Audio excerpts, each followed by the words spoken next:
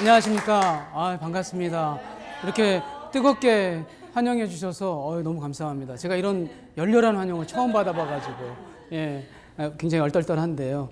오늘 저는 여러분들과 그 감정노동에 대해서 이야기를 좀 나눠볼까 해요. 근데 감정노동하면 이야기가 좀 딱딱해질 수 있을 것 같아서 여러분들께서 이렇게 뜨겁게 환영해 주셨으니까 저도 재밌는 이야기 하나 하고 시작할까 하는데요. 괜찮나요? 네, 좋습니다. 이 감정노동이라는 게 사실은요, 어떤 뭐 직장이나 혹은 서비스 직종에 근무하는 분들만의 일은 아니죠. 우리도 일상생활에서 사실은 감정이 상하고 기분 나쁘고 이런 일들이 있잖아요. 단지 감정노동이란 표현만 쓰지 않을 뿐이죠. 그런 일을 우리가 많이 겪게 되는데 그 감정이 가장 많이 상하는 곳이 어디일까요? 가정. 네, 집이잖아요. 집에 왜 원수 하나씩은 데리고 사시잖아요. 뭐 이런 말 있죠. 뭐 우리 애가 원수야. 그리고 남편은 뭐죠, 그럼? 평생 왼수.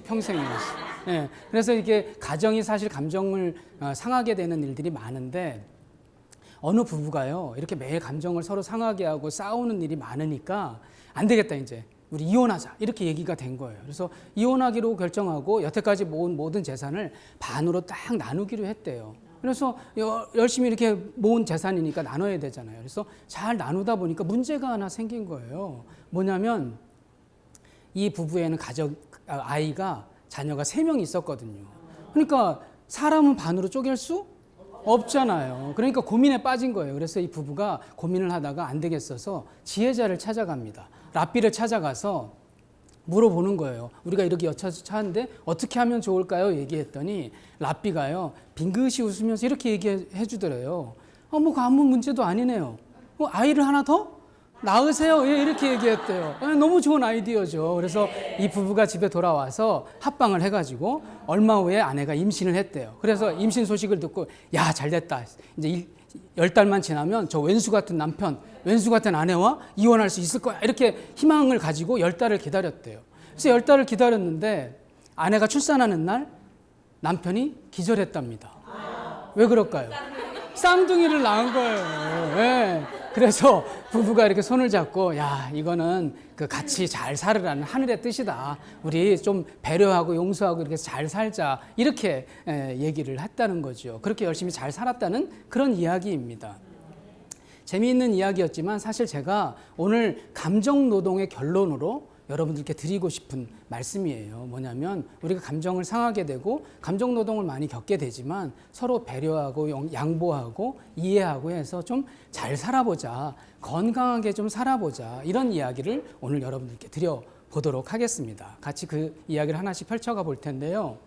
감정노동, 감정, 뭐 갑질 이런 게 요즘에 신문이나 매스컴에서 뜨겁죠. 그래서 뭐 거의 하루도 빠짐없이 이런 기사들이 뜨고 있어요.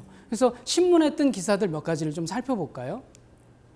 자, 신문에요, 이런 기사가 나왔대요. 감정 노동자도 감정이 있습니다. 당연한 얘기죠. 사람이면 다 감정이 있는데 감정 노동자라고 감정이 없을 수는 없잖아요. 그렇죠? 갑질 손님에게 직원들 봉변을 당했다. 이런 이야기는 거의 매일 나옵니다. 감정 노동자는 힘들어요. 그래서 우리나라는요, 심지어 갑질 공화국이라고도 얘기한대요. 얼마나 이렇게 갑질이 심하면 그럴까요? 감정 노동자의 50%가요, 일주일이면 이틀을 잠을 못 잔대요. 뭐 때문에? 스트레스 때문에. 그래서 이렇게 굉장히 어려운 상황인데 어느 신문에서 이런 조사를 해봤대요. 어떤 직종이 감정 노동에서 가장 많이 노출이 돼 있는가 조사를 해봤더니 뭐 많은 직종이 있었지만 그중에 10가지를 뽑아봤더니요, 자세히 살펴보시면 저나 혹은 여러분이나 여러분의 가족이나 친척이나 우리 가까운 사람 중에 누구는 이렇게 근무할 수 있을 만한 그런 아주 우리와 가까운 직업이 다 포함이 돼 있더라는 거예요. 무슨 말씀이냐면 이 감정 노동이라는 것이 사실 누구만의 문제, 남의 일만은 아니다, 이런 말씀인 거죠. 그래서 우리와 굉장히 가까운 게 감정 노동입니다. 그래서 이 감정 노동, 감정 노동자 이런 말들을 우리가 많이 쓰는데 과연 이게 어떤 뜻인지 우리가 자세히 알아본 적은 없을 것 같아서 제가 여러분들께 그걸 좀 소개를 시켜드리려고 합니다. 감정 노동은요, 타인의 감정을 상하게 하지 않으려고 자신의 감정을 억누르면서 하는 일, 그런 노동, 이것을 감정 노동이라고 합니다.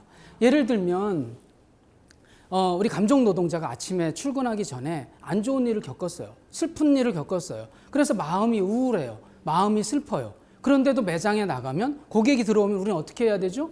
웃어야 되잖아요. 자신의 감정보다도 상대방의 감정이 더 우선시 되는 일, 그것을 감정 노동이라고 합니다. 그럼 감정 노동자는 뭘까요? 자신이 하고 있는 일의 40% 이상을 감정 노동을 하고 있는 사람을 감정 노동자라고 합니다.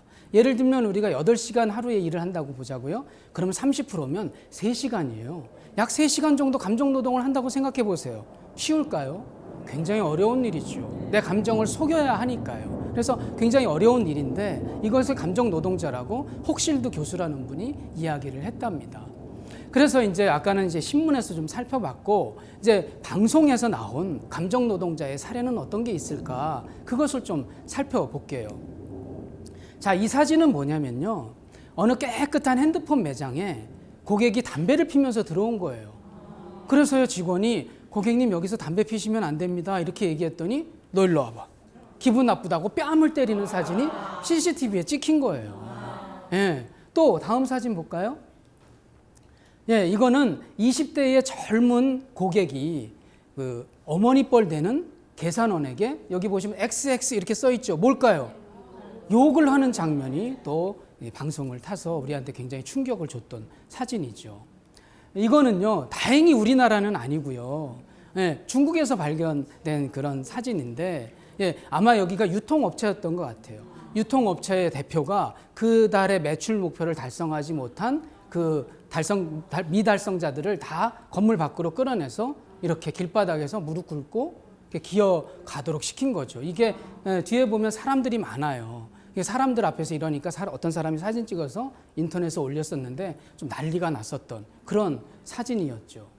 어떤 분들은 이런 거를 보고 야, 설마 저런 일들이 있겠어? 이런 생각을 하실 수도 있지만 제가 유통에서 20년 넘게 근무해 보면서 저도 감정 노동을 겪었고 이런 일들은요, 아주 자주 비일비재하게 일어나고 있어요.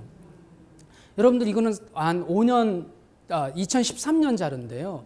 5년 정도, 그때부터 5년 정도의 승무원들 아시죠? 항공업계 근무하시는 분들, 승무원들을 대상으로 조사를 해보니까 지난 5년간 한 101건 정도의 고객으로부터 폭행 혹은 폭언 사건이 있었다는 거죠. 예. 5년간 100건이면 1년이면 몇 건일까요? 한 20건 정도 됩니다.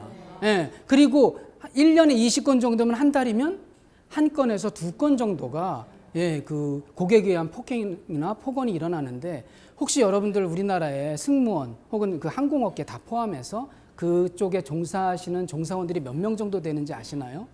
제가 조사를 해보니까 한 3만 명 정도 되는 것 같아요. 얼마 안 돼요. 왜냐하면 우리나라의 그 경제활동 인구가 약 한 2,800만 정도 되거든요. 그중에 0.1%밖에 안 됩니다.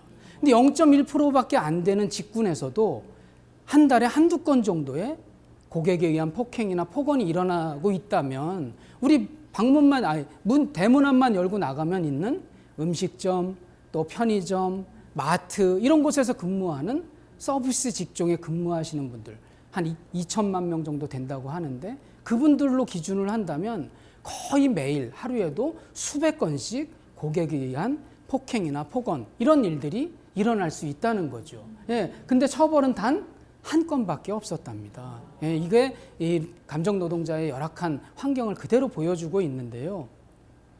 그래서 이제 이런 감정 노동자들이 굉장히 여러 가지 어려움을 겪으니까 국가에서 좀 나서기 시작했어요. 그래서 국가에서도 작년에 감정 노동에 의해서 정신질환, 감정 노동에 의한 정신질환은 보통은 우울증이나 자살 충동 혹은 자살 시도 이런 정신질환이 많이 발생을 하거든요. 이런 정신질환에 의한 그 우울증이나 이런 것들을 질병들을 산재로 보상 처리해주겠다는 법안이 작년에 통과를 했어요. 정말 다행이에요. 늦은 감이 없진 않지만 그래도 국가가 이렇게 나서서 해준다니까 너무 감사하죠. 이건 가장 최근 자료인데요. 고용노동부 장관께서 이런 말을 했어요. 그 직원들이 폭언이나 폭행이 일어나는 일들에 대해서 미연에 좀 방지를 해보겠다라는 법안을 한번 통과시켜보겠다 이런 이야기를 하셨습니다. 정말 다행이죠. 예. 그런데 저는 이런 국가적인 노력들 너무 감사하지만 이걸 보면서 한 가지 아쉬움이 있었어요. 뭐냐면 이미 감정노동을 통해서 우리 감정노동자들이 정신질환, 우울증이나 또는 자살충동 같은 그런 일들을 다 겪고 난 다음의 일이잖아요. 그 겪기 전에 이런 것들 예방해주고 일어나지 않도록 방지를 해줘야 되는데 이미 다 아프고 나서 다 자살충동하고 나서 보상해줘도 큰 도움이 안 된다는 건 아니지만 그래도 그 전에 해주는 것이 훨씬 좋지 않겠나. 우리나라 속담에 이런 말 있죠. 소 잃고 뭘 고친다고? 예, 외양간 고친다고요. 소를 잃기 전에 외양간도 튼튼하게 하고 우리의 건강을 잃기 전에 우리의 그 감정 노동을 잘 맞게 해주면 좋지 않겠나 이런 거죠. 그래서 저는 감정 노동은 예방이 먼저다 이런 말씀을 드려요. 그런데 감정 노동을 예방 먼저 합시다 이런 얘기가 굉장히 막연할 수 있어요. 왜냐하면요, 독감 예방 주사 맞으면 돼요. 그렇잖아요. 근데 감정 노동은 뭘로 예방받나요? 어려워요. 굉장히 어렵습니다. 그래서 저는 이제 유통에서 오랫동안 근무를 하면서 저도 감정 노동을 많이 겪었고 또 우리 직원들이 많이 겪는 모습을 정말 안타깝게 바라보면서 이 감정 노동에서 어떻게 극복할 수는 없을까 이런 생각을 오랫동안 고민을 해왔어요. 그래서 저는 오랜 고민 끝에 이런 단어를 만들어냈습니다. 예? 나를 향하는 서비스라는 단어를 만들어 봤어요. 예? 서비스는 누구한테 하는 걸까요? 고객한테 하는 거죠. 또는 서비스를 친절로 바꾼다면 누구한테 하는 거죠? 대상. 우리의 가족이 될 수도 있고 우리 이웃이 될 수 있고 그런 사람들에게 친절을 베푸는 것이 서비스 혹은 친절이에요. 그렇죠? 근데 이 서비스란 단어 자체에 감정노동이 들어있는 거 아세요?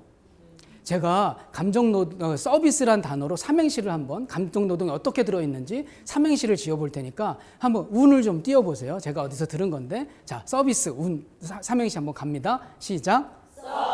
서럽고 비위상해도 스마일. 마음이 서럽고 마음이 비위상해도요 우리는 항상 웃음을 강요받는 직종이라는 거죠. 근데요 또 하나 스마일에도 감정노동이 들어있었어요. 그것도 삼행시 한번 지어볼까요? 자, 운을 띄워주실래요? 스쳐도 스마일, 마주쳐도 스마일, 일부러 스마일. 예, 우리는 항상 이렇게 웃음을 강요받고 있다는 거죠. 그런 것처럼 서비스 혹은 친절은 나를 대상으로 하는 게 아니라 고객을 대상으로 하는 거였어요. 그런데 저는 그거를 시점을 좀 바꿔보자. 우리의 시선을 좀 바꿔보서 나를 바라보자. 나를 좀 찾아보자는 얘기인데 예를 들면 아까 사진에서 보셨잖아요. 무릎 꿇고 혹은 뺨 맞고 그랬을 때 감정노동자는 어디 갔어요? 나는 어디 갔어요? 나의 가치는 어디 간 거예요? 그래서 그런 상황을 겪을 수밖에 없다면 우리가 그런 상황에서도 내 가치를 잃지 않고 건강하게 나는 가치 있고 소중한 존재라는 것을 알 수만 있다면 그런 것들을 지혜롭게 극복할 수 있다는 거죠. 그런데 고객을 향하는 서비스가 갑자기 나를 향하는 서비스가 뭐 오늘 교육받고 갑자기 되는 건 아니에요. 어렵습니다. 그래서 저는 전제 조건 3가지가 꼭 필요하다 이런 얘기를 드려요. 제가 최근에 어떤 영화를 봤더니요. 첫 장면이 이거더군요. 어떤 한 사람이 서 있는데 그 상대방에서 화살을 팍 쏘는 거예요. 와, 굉장히 많은 화살들이 날라와서 그 사람 앞에 툭툭 떨어지던데 우리는 사실 사람들을 관계하는 우리는 일상생활에서 감정을 상하게 하거나 감정 노동의 화살을 매일 맞고 있어요. 그런데 어떤 방패 뒤에 숨거나 또는 벽 뒤에 숨지 않으면 우리는 항상 감정 노동의 화살에 맞아서 죽을 수도 있잖아요.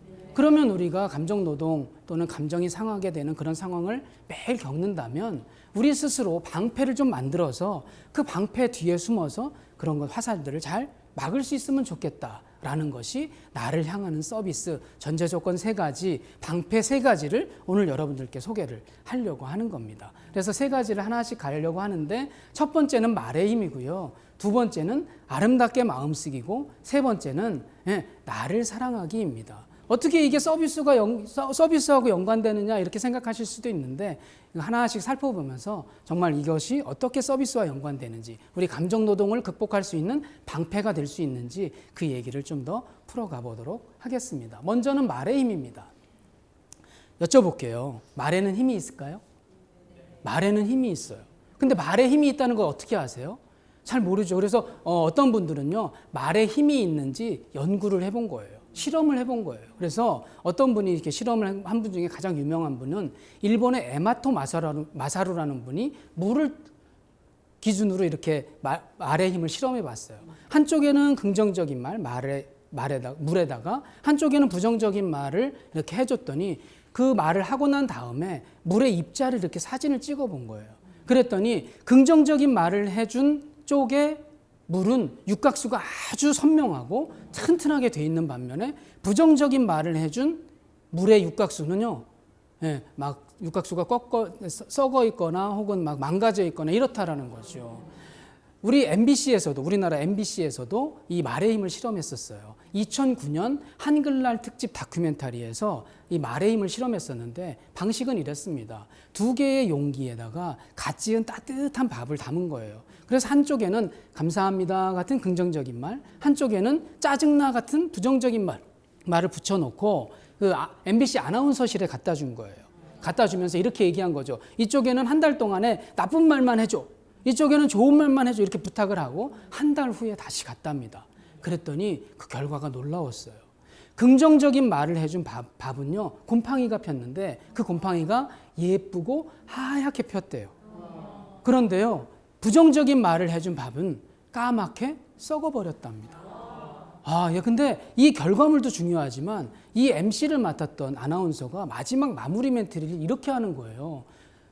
만약에 이게 밥이 아니라 우리의 사랑하는 가족이나 직장 동료나 이웃이면 어떻게 됐을까요? 이렇게 얘기하는 거예요. 제가 깜짝 놀랐어요. 좀 무서웠어요. 그래서 이게 정말 진짜일까라는 그런 의문이 드는 거예요. 그래서 저도 한번 실험을 해보겠다 이런 생각을 하고 저도 저희 사무실에다가요, 감자, 고구마, 양파 이런 걸 사다가 말의 힘을 실험하기 시작했어요. 그래서 한쪽에는 똑같이 긍정적인 말, 한쪽에는 부정적인 말을 이렇게 붙여놓고 이렇게 계속 실험을 했는데, 보시다시피 이제 사실은 이제 좋은 말은 쉽잖아요. 감사합니다, 고맙습니다, 예쁘다 이런 말은 쉬워요. 근데 제가 좀 신사 같나요? 이제 양반이 욕은 할 수가 없잖아요. 그래가지고 제가 옆에 부서 남직원을 부른 거예요. 야, 너 일로 좀 와봐. 여기다가 니네 부서장 욕 좀 해봐. 그랬더니요, 이 친구가 물 만났어요. 막 육두문자를 써가면서 막 욕을 해서 감자 고구마를 이렇게 만들어놨어요. 보여드릴까요? 이거는 고구마고요. 조금 생장이 좀 보이기 시작하는데, 어느 쪽이 좋은 말인지 대충 보이시죠? 이건 시작한 지 얼마 안 됐는데 여기서 보실 것은 뭐냐면, 제가 좀 의심병 환자거든요. 그래서 이왕 하는 거 부정적인 말 쪽에 고구마를 좀 더 튼튼하고 건강한 걸로 좀 하자, 좀 더 큰 걸로 하자 해서 아마 미세한 차이지만 부정적인 쪽이 좀 커 보이는 거 보이시나요? 이게 2달 후에 이렇게 바뀌었습니다. 2달 후에 고구마는 생장 속도가 생각보다 좀 빠르진 않았는데 어느 쪽이 긍정적인 말일까요? 왼쪽이죠. 눈으로 보셔도 확인이 가능합니다. 그런데요, 감자는요, 생장 속도도 굉장히 빠르고 그 결과도 현저했습니다. 아까 우리 남직원이요, 막 욕을 해서 감자를 이렇게 만들었어요. 이렇게요. 보세요. 제가 아까 감자를 크기를 어떻게 했다고요? 부정적인 쪽에 더 큰 걸로 했다고 그랬잖아요. 반으로 쫙 이렇게 만들어 버렸어요. 놀랍지 않나요? 좀 더 자세히 볼게요. 이 하얀 게 뭐냐면 곰팡이예요. 이 곰팡이가요, 사진으로는 보이지 않죠. 이 냄새가 엄청 났어요. 그래가지고 저희 사무실에 이런 썩은 냄새가 진동하니까 저희 부서가 굉장히 이렇게 불만을 많이 받은 적이 있었는데, 이 대목에서 하나 여쭤볼게요. 아까 MBC에서 실험했던 밥이나 혹은 감자나 고구마나 이런 것들이 사람의 말을 알아들을까요? 사람의 말을 진짜 알아들어요? 그런 사물은요, 사람의 말을 알아듣지는 못합니다. 그러면 사람은요, 당연히 알아듣잖아요. 그래서 우리 뱃속에 있는 장기, 이것들은 사실 우리의 말을 너무 잘 알아듣죠. 그래서 나도 모르게 내가 사랑하는 우리의 가족이나 친구, 이웃, 동료들을요, 내 말로 건강을 해칠 수도 있다는 얘기죠. 제 얘기가 아니라 실험 근거를 보고 말씀드리는 거예요. 왜냐하면 부정적인 말을 들으면 이렇게 썩게 되니까요. 우리 사람의 말을 알아듣는 이 부분은 분명히 더 심하다고 볼 수가 밖에 없잖아요. 그러면 우리가 100번 부정적인 말을 했어요. 그럼 100번 부정적인 말을 하면 듣는 대상은 다 달라질 수 있죠. 그죠? 어떤 때는 남편, 어떤 때는 아내, 어떤 때는 우리 사랑하는 아이가 내 부정적인 말을 들을 수가 있어요. 그래서 뱃속에 안 좋은 영향을 받을 수가 있겠죠. 그런데 100번 내가 부정적인 말을 할 때마다요, 항상 듣는 사람이 있더라고요. 누굴까요? 제가 영어로 말씀드렸나? 네, 항상 듣는 사람이 있어요. 누굴까요? 나요, 나. 예. 나는 100번 부정적인 말을 할 때마다 그 말을 항상 들어요. 그러면 건강은 내가 지켜야, 내 건강은 내가 지켜야 한다고 해놓고 내 건강을 스스로 망가뜨릴 수도 있다는 얘기죠. 반대로 생각한다면요, 긍정적인 얘기를 100번 했어요. 그럼 긍정적인 얘기를 100번 할 때마다 대상은 달라질 수 있죠. 그럼 그 말을 들은 사람의 뱃속은 하얗게 바뀌어질 수 있을 거예요. 그런데 그 100번 할 때마다 듣는 나는 더 건강해질 수 있잖아요. 그래서 제가 이것을 가지고 저뿐만 아니라 우리 감정노동을 겪는 우리 직원들에게 어떻게 도움을 줄 수 없을까 이런 생각을 하다가 말의 힘 운동법이라는 거를 생각하게 됐어요. 그래서 우리 매장에서 긍정적인 부분으로 고객들을 맞이할 수 있는 게 뭘까 생각했더니요. 여기 보시는 뭐라고요? 인사요, 인사. 인사는요, 생각해 보니까 부정적인 말이 하나도 없는 거예요. 예를 들면 고객이 들어왔어요. 딱 우리 감정노동자 판매사원이 고객 딱 들어오는 걸 보고 재수 없으니까 빨리 나가세요. 이런 인사 있나요? 그런 인사는 없어요. 인사는 다 긍정적이에요. 어서 오십시오. 감사합니다. 좋은 하루 되십시오. 그러는 거죠. 자, 우리 아까 봤던 고구마 감자에 이 사람의 긍정적인 에너지가 들어가서 생장 속도를 빠르게 하는 것처럼 우리의 뱃속에 있는 장기들도 우리가 긍정적인 에너지를 주면 우리 스스로 건강해질 수 있잖아요. 그래서 저는 그거를 알고 나서 인사는 누구한테 하는 걸까요? 상대방 혹은 고객한테 하는 거잖아요. 절대 저는 고객한테 인사하라고 하지 않습니다. 누구 들으라고 할까요? 나요, 나. 내가 100번 긍정적인 말을 하면 내 뱃속의 장기도 긍정적인 에너지를 받게 될 게 분명하니까. 그래서 긍정적인 에너지를 상대방한테 주지 말고, 물론 상대한테도 좋은 영향이 갔겠죠. 그렇지만 그걸 말을 듣는 나는 더 건강해질 수 있다. 그래서 여러분들 엘리베이터를 타실 때 이웃 만나잖아요. 그럼 먼저 그분 들으라고도 하지만 누구 들으라고? 나 들으라고. 안녕하세요. 반갑습니다. 이런 인사하면 어떨까요? 그게 좋죠. 근데 처음에는 되게 쑥스러울 거예요. 저 사람이 나를 아나? 막 이렇게 해서 쉽지 않습니다. 그렇지만 그것들을 통해서 내 뱃속에 있는 장기들이 건강하게 된다는데 못할 이유도 없잖아요. 그래서 한번 해보면 어떨까요? 그래서 저는 만약에 우리 감정노동자들이 고객을 향해서 인사하지 않고 나를 향해서 인사하는 것만 가능해진다면 고객을 향한 서비스가 아니라 누굴 향한 서비스? 나를 향한 서비스가 가능해진다고 말씀드려요. 그래서 이제는 우리의 시선을 바꿔보자. 나 스스로를 향해서 내 건강을 위해서 한번 인사해보자. 자, 말의 힘 운동법 하나 더 알려드릴게요. 자, 남자분은 아침에 일어나면 머리 감고 머리를 만지면서 또 여자분은 그 화장을 하면서 항상 쳐다보는 게 있어요. 뭘까요?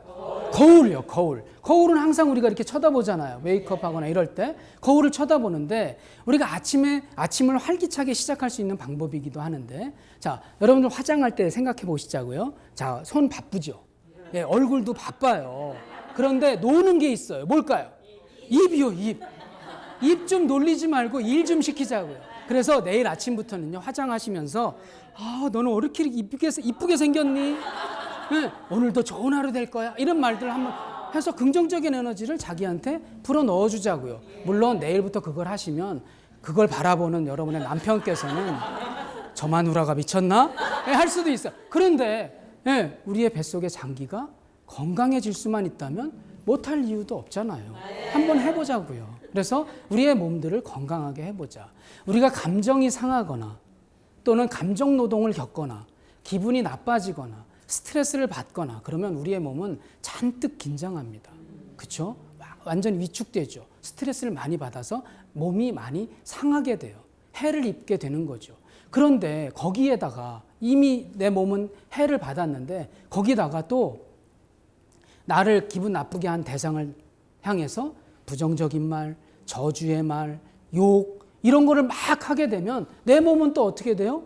이중적인 해를 또 당할 수 있다는 거죠. 그래서 우리가 한번 감정 상하고 감정 노동 겪고 기분이 상하더라도 몸은 위축되어 있지만 그것을 긍정적인 에너지로 한번 바꿔보자. 예, 감정 노동을 겪었어요. 기분이 상했어요. 괜찮아. 잘 참았어. 이제 좋은 고객 만날 거야. 이제 좀 괜찮아질 거야. 이렇게 긍정적인 에너지를 스스로에게 주면 어떨까요? 쉽지 않습니다. 제가 해보니까요. 마음이 상했는데 이런 긍정적인 말 나오기가 어려워요. 그런데요. 또 한 번 말씀드릴게요. 내 뱃속의 장기가 건강해질 수 있다면 못할 이유도 없잖아요. 내 건강은 내가 지켜야 되잖아요. 그죠? 그래서 오늘 이 시간에 여러분들께 말의 힘에 대해서 말씀을 드렸어요. 그래서 이 말의 힘을 통해서 여러분들이 상대방 혹은 고객을 향한 서비스, 친절, 인사 이런 것이 아니라 나를 위해서, 내 뱃속의 장기를 위해서 그런 것들을 잘 해줄 수만 있다면 우리는 이제 고객을 향하는 서비스가 아닌 나를 향하는 서비스가 가능해질 거고 여러분들은 감정 노동을 겪을 때 그 날아오는 화살을 막을 만한 첫 번째 방패를 손에 갖게 되실 겁니다. 말의 힘을 잘 활용하시면 좋겠어요. 예. 두 번째는요. 예. 아름답게 마음쓰기입니다. 예. 아름답게 마음쓰기가 왜 그 서비스와 연관이 되지? 예, 그럴 수 있는데 저는 여기서요 꼭 세 가지를 말씀을 드려요. 첫 번째는 고수됩시다. 두 번째는 부자 됩시다. 세 번째는 베풀며 삽시다. 이 이야기를 말씀을 드리는데 오늘은 이 이야기를 다 하기에는 시간이 너무 짧아요. 그래서 오늘은 부자 됩시다에 대해서 이야기를 좀 나눠볼게요. 그런데 이 부자 됩시다는요. 여러분들 부자 되고 싶으신가요? 네. 예, 저도 그래요. 저도 빨리 부자가 되고 싶은데 근데 이 시간에는 저는 우리의 지갑이 빵빵해지거나 혹은 또 우리 저금 통장이 빵빵해지는 그 부자 말고요. 우리의 마음이 부자 되는 그 이야기를 좀 하려고 해요. 여러분들이 만약에 부자가 되시면 제일 먼저 뭘 하시겠습니까? 예를 들면 이런 거죠. 여러분들이 1등 로또 복권 1등에 당첨된 거예요. 40억. 그러면 뭐부터 하시겠어요? 예, 보통의 사람들은요. 예, 좋은 집으로 이사 가죠. 그죠. 그리고 또 좋은 차로 바꿀 거예요. 그리고 또 좋은 옷 입겠죠. 명품 이런 거요. 예, 왜 그래요? 왜 돈을 벌면 좋은 집, 좋은 차, 좋은 옷 이런 걸 입으려고 할까요? 나 이 정도 살아. 자랑하려고 그러는 거 아닐까요? 주변 사람들한테 나 이 정도 살아, 나 부자야 이런 걸 자랑하려고 그런 거를 하잖아요. 좋은 옷, 좋은 입, 좋은 차 뭐 이런 거 하잖아요. 예, 그러면요. 우리가 마음의 부자잖아요. 그러면 우리 마음의 부자인 우리는 뭘로 사람들에게 자랑할 수 있을까요? 우리가 자랑할 수 있는 방법이 뭐가 있을까요? 저는 이것도 서비스와 연관하다 보니까 이게 좋겠다 이 생각을 하게 된 거예요. 뭐냐면요. 바로 미소였어요. 예, 우리가 이 잘 웃는 이 표정만으로도 우리가 마음의 부자인 것을 자랑할 수 있잖아요. 그렇죠? 그래서요. 자, 여기 지금 굉장히 아름다운 여성의 미소가 보이시나요? 굉장히 예쁘죠. 예, 예쁜데 우리는요. 이렇게 예쁜 미소를 가지신 분들을 얼마짜리 미소 이렇게 얘기하나요? 100만 불짜리 미소. 예, 100만 불이 우리나라 돈으로 얼마냐면요. 최근 환율로 따져보니까 한 11억이 조금 넘습니다. 제가 여러분들 열심히 이렇게 강의를 들어주셔서 너무 감사해서 오늘 이 시간에 또 여러분들께 11억씩 선물을 드리려고 또 제 방송을 보는 이 강의를 듣는 방송을 보시는 분들께도 11억씩 선물해 드리려고요. 물론 현금으로 드리지는 않습니다. 네, 현금으로 드리지는 않고 자 제가 하나 둘 셋 하면 여기 보시는 이 아름다운 여성의 100만 불짜리 미소처럼 여러분들도 한번 지어보시는 거예요. 이해되시나요? 네. 자 갑니다. 자 하나 둘 셋. 야, 예, 너무 이쁘세요. 예, 여기가 지금 수백억 됐어요. 예, 넣어두세요. 예, 가지세요. 예, 우리는 이렇게 마음의 부자잖아요. 그럼에도 불구하고 왜 인상 쓰고 다니고 찡그리고 다니냐는 거죠. 우리의 이 미소를요, 어디 땅 파고 묻어두지 마시고요. 또 저금 통장에 저축해두지 말고 우리가 마음의 부자다, 마치 좋은 옷, 좋은 차 이런 거로 자랑하는 것처럼 우리 마음의 부자다 이런 것들을 좀 자랑했으면 좋겠다는 거죠. 예, 우리 서비스 업종, 즉 감정 노동자들은 처음에 입사하면 몇 가지 교육을 받아요. 그 첫 번째 교육 중에 가장 중요한 교육 중에 하나가 이 미소 연습입니다. 미소 훈련이 굉장히 중요해요. 그래서 고객이 들어오면 잘 웃도록 이 미소 훈련을 받게 돼 있어요. 그래서 감정 노동자들은 아까 얘기했던 대로 또 슬픈 일을 겪어도 항상 웃도록 강요 받잖아요. 근데 저는 이 감정 노동을 오래 겪으면서 이것을 어떻게 이 미소를 고객이 아니라 나를 향해서 할 수는 없을까 이런 생각을 하게 된 거예요. 다시 말씀드리지만 미소는 누구에게 보여주는 거예요? 보는 사람이요, 상대방. 예, 얼굴은 내게 아니잖아요. 나를 보는 사람의 것이잖아요. 그래서 내가 웃어주면 상대방도 기분 좋아지지만 인상 쓰면 상대방도 기분 나빠져서 내 얼굴은 내가 책임져야 된다는 말은 그래서 있는 거죠. 그래서 우리가 이 미소를 통해서 고객이 아니라 나한테 어떻게 좋게 하는 방법이 없을까 하다가 놀라운 걸 하나 발견했어요. 뭐냐면요, 중국 속담에 이런 말이 있는 거예요. 중국 속담에 당신이 하루에 3번만 웃을 수 있다면, 다시 말하면 3번만 미소 지을 수 있다면 당신은 약을 먹을 필요가 없습니다 라는 속담이 있는 거예요. 아, 너무 깜짝 놀랐어요. 미소는 누구한테 보여주는 거라고요? 상대. 그런데요, 미소를 하루에 3번만, 더 많이 하면 더 좋겠죠? 3번만 미소를 지을 수만 있다면 내 몸이 건강해진다는 거죠. 첫 번째, 미소를 지으면 내가 마음이 부자라는 것도 알려줄 수 있을 뿐만 아니라 또 내 몸이 건강해진다는 거죠. 그래서 앞에 했던 말의 힘 운동법과 이 미소만 합쳐져서 여러분들이 잘 활용만 할 수 있다면요, 여러분들은 무병장수. 예, 예. 나이 많이 들어서도 병들지 않고 병원에 갈 필요 없다는 거죠. 예. 그런데 이게 쉽지 않잖아요. 아까 말의 힘 우리가 얘기했지만 사실은 말의 힘을 너무 잘 알고 있으면서도 우리 너무 쉽게 짜증나, 귀찮아, 미치겠어, 죽겠어 이런 말들을 입에 달고 여기 계신 분들은 그렇지 않고 그걸 살잖아요. 내 건강을 내가 해치는 것처럼 미소도요, 우리나라 사람들이요, 사실은 이게 미소가 자연스럽지 않은 이유가 있어요. 왜냐하면 옛날부터 우리에게는 웃으면 실없다, 너 왜 자꾸 실실 웃고 다니냐 이렇게 이야기하거든요. 저는 너무 안타까워요. 그래서 여러분들은 이걸 알았으니까 딴 사람들이 나를 실없다 보면 어때요? 내 몸이 건강해진다는데 못할 이유 없잖아요. 그래서 우리의 미소를 통해서 우리의 건강도 유지하고 또 우리가 마음에 부자라는 것도 자랑했으면 좋겠다. 이 말씀을 드리고 싶습니다. 예, 여기까지가 아름답게 마음쓰기였어요. 이 두 가지만 잘 활용해도 말씀드린 대로 우리는 무병장수할 수 있다. 잊지 않으셨으면 좋겠습니다. 두 번째 방패 드렸습니다. 예, 마지막 세 번째입니다. 나를 사랑하기입니다.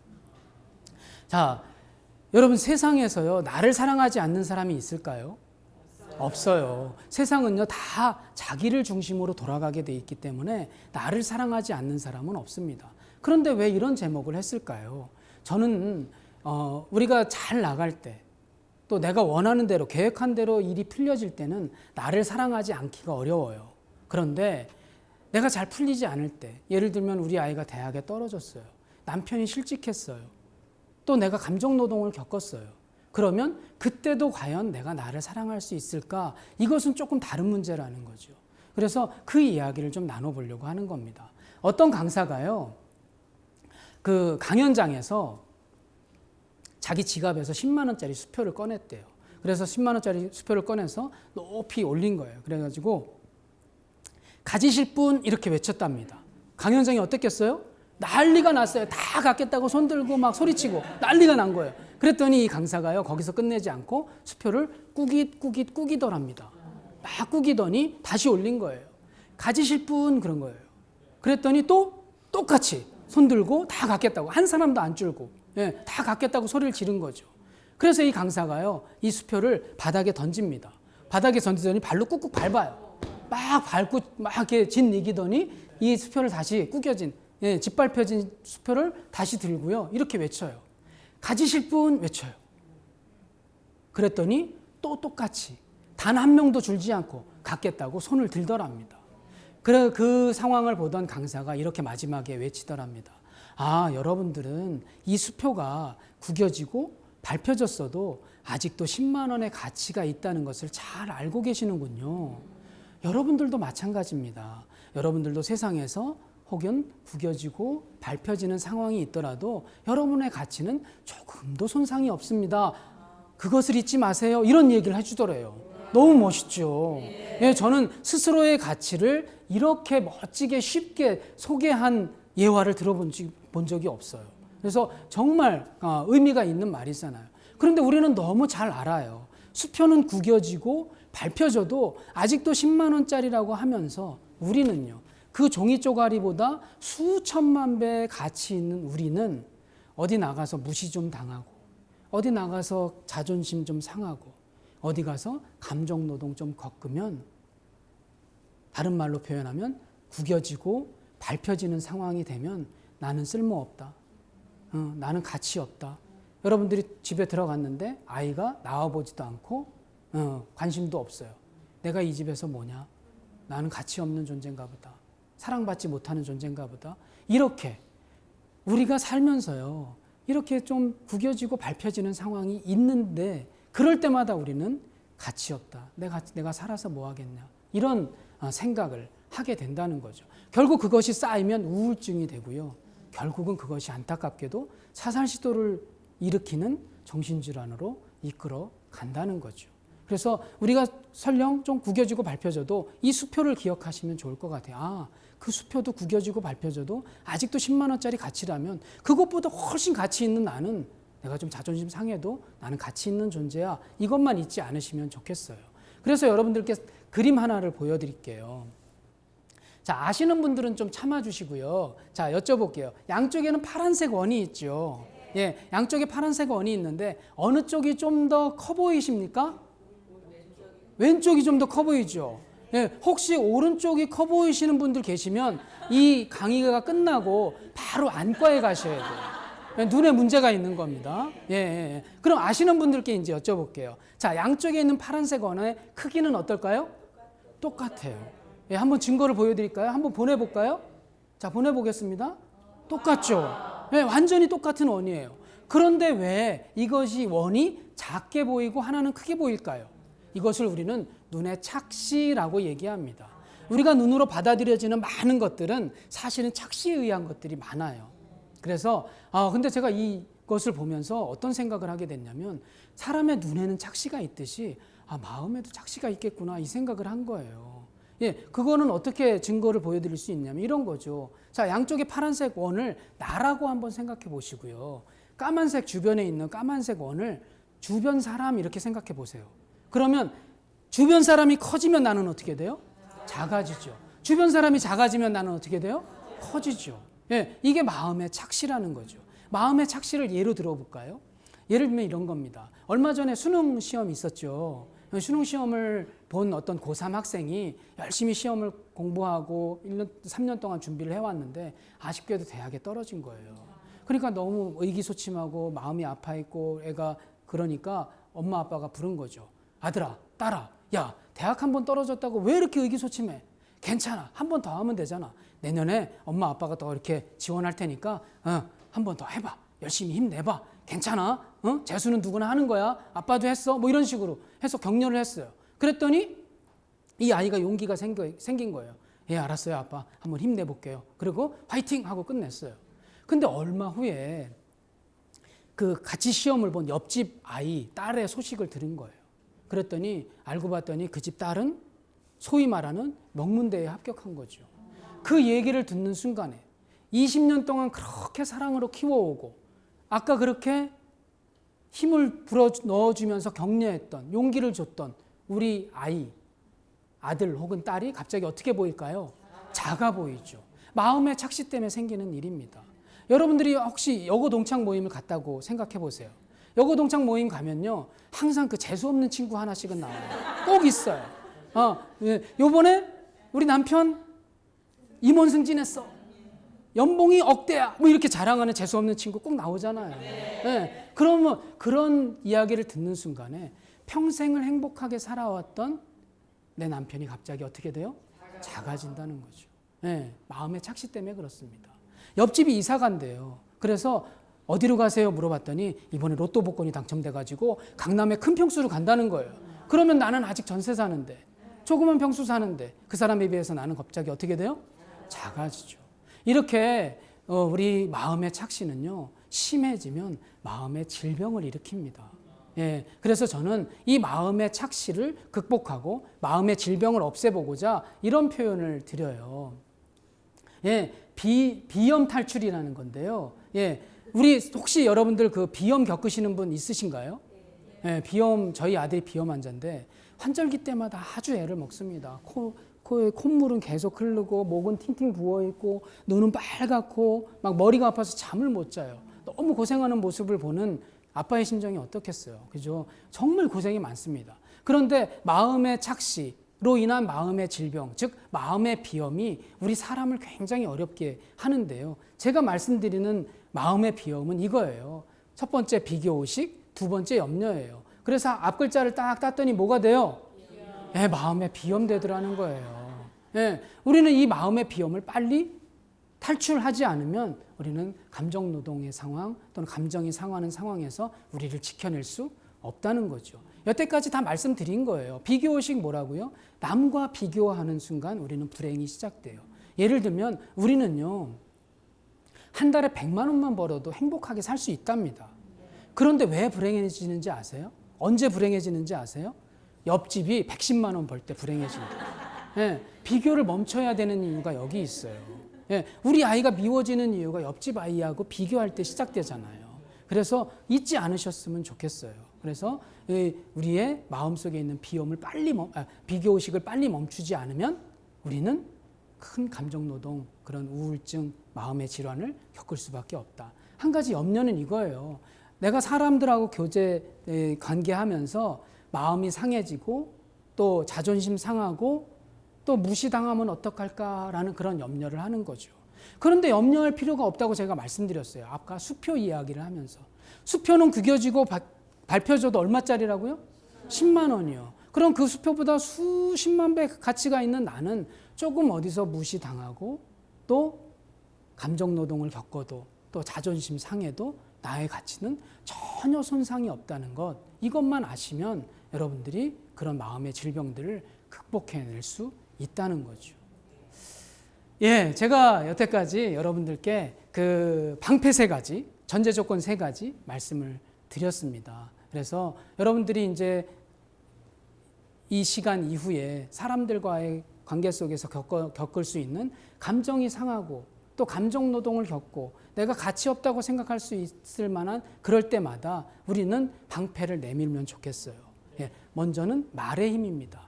인사와 거울 말씀드렸죠. 인사를 다른 사람에게 하지 말고 나에게 해라. 또 긍정적인 말들, 긍정적인 에너지로 스스로에게 주라. 그 말씀 드렸어요. 예, 자, 두 번째, 아름답게 마음쓰기에서 굉장히 중요한 비결을 하나 알려드렸어요. 뭐라고요? 미소요. 미소는 내가 마음이 부자인 것을 자랑할 수 있을 뿐만 아니고 내 몸도 건강하게 할 수 있는 비결이 된다. 그 말씀 드렸습니다. 자, 마지막으로요.